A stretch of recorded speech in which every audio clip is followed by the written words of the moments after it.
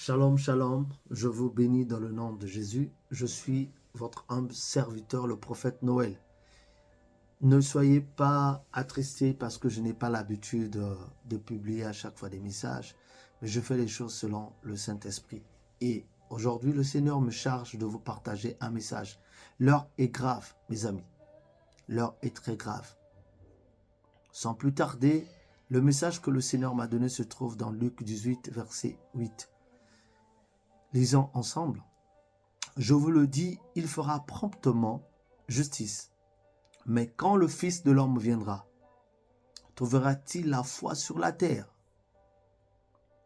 Mais quand le Fils de l'homme viendra, trouvera-t-il la foi sur terre? Bien-aimé, il y a quelque chose qui se passe. Pourquoi le Seigneur parlait? Pourquoi le Seigneur a dit quand il reviendra, trouverait-il la foi sur la terre? Parce que le Seigneur m'a chargé de vous dire ce matin, les fils de la perdition sont éparpillés partout dans le monde. Ils représentent un rassemblement des anges. Ils sont à la tête des organisations politiques, religieuses et familiales. Leur mission consiste à faire la volonté de leur maître, qui est Satan, bien sûr, mais aussi pour que la prophétie prédite par les prophètes venant de la bouche de notre Dieu s'accomplisse. Car il n'y a rien qui se fait sur la terre sans pourtant que le Seigneur soit au courant. Bien-aimés, dans ce passage biblique, le Seigneur Jésus-Christ s'adresse aux élus parce qu'il sait qu'au dernier temps, ses enfants seront persécutés et auront des tribulations dans le monde. La méchanceté des fils de la perdition se tournerait vers nous. Le but de ces injustices, c'est de déstabiliser et de détruire notre foi pour que nous ne puissions pas hériter le royaume des cieux et obtenir les promesses que Jésus a faites pour nous. Oui, parce qu'il y a des promesses que le Seigneur a faites pour chacun de nous. Le corps de Christ, peuple du monde entier,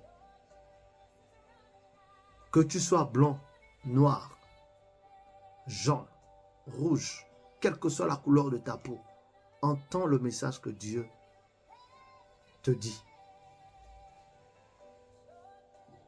Je nous invite à comprendre que Satan s'attaque à notre foi dans le but de nous empêcher d'hériter le royaume des cieux, de ne plus croire en Jésus pour nous convertir à lui.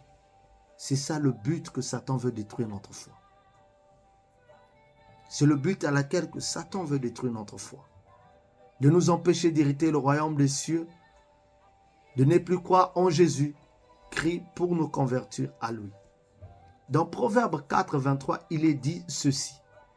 Garde ton cœur plus que toute autre chose, car de lui viennent les sources de la vie. Notre Seigneur et Sauveur, Jésus-Christ, veut tout simplement nous dire de préserver et de garder notre foi devant la séduction, les tribulations, les persécutions et les attaques du diable et son armée. Car de notre foi viennent les sources de la vie. Quand ta foi est détruite, la Bible déjà le dit, sans la foi, il est impossible de lui être agréable. Car il faut que ceux qui s'approchent de Dieu croient que Dieu existe et qu'il est le rémunérateur de ceux qui le cherchent. Donc si ta foi ne produit rien, tu ne peux pas vivre le miracle de Dieu. Raison pour laquelle le but de Satan, c'est de détruire, de nous empêcher d'accéder au royaume des cieux et de détruire notre foi pour que nous ne puissions pas obtenir les promesses de Dieu. Je t'invite à nourrir ta foi par la méditation de la parole de Dieu, de la maintenir dans la présence du Saint-Esprit. Comment maintenir sa foi dans la présence du Saint-Esprit? C'est en ayant des moments d'intimité avec le Seigneur par l'exhortation de la parole de Dieu, par des moments de jeûne et prière, par l'intercession dans sa chambre. L'intercession dans sa chambre. Jésus veut que tu puisses comprendre ces choses pour que Satan ne puisse pas détruire ta foi. Parce que si Satan détruit ta foi, bien-aimé dans le Seigneur, tu deviens comme un arbre qui ne porte pas de fruits et qui sera coupé. Alors ne ressemble pas à cet arbre. Préserve ta foi. Garde-le jalousement. Parce que les fils de la perdition,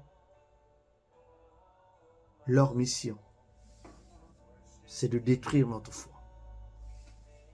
C'est nous empêcher d'hériter le royaume des cieux. Pour que nous puissions se convertir à lui. N'oublie pas cela. Le but de Satan, c'est de nous empêcher d'hériter le royaume des cieux. De ne plus croire en Jésus-Christ pour nous convertir à lui. Alors protège ta foi.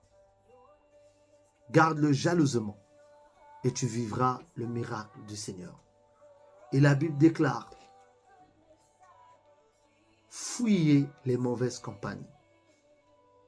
Es-tu en compagnie des fils de la perdition? Retire-toi. Es-tu en compagnie avec des fils de la perdition? Le Seigneur te demande de sortir du milieu d'eux. Sortez du milieu d'eux. Que le Seigneur vous bénisse. Notre conscience est désormais avertie. Soyez bénis, que la grâce du Seigneur soit avec vous. Et j'aimerais que tu puisses prier avec moi de ce sens. Seigneur Jésus-Christ, aide-moi à préserver ma foi en toi, à la maintenir dans ta présence, que mes pensées, mes soucis, mes peines ne me détournent pas du chemin du salut, mais aide-moi à rester attaché à toi. Au nom de Jésus, j'ai ainsi prié. Amen.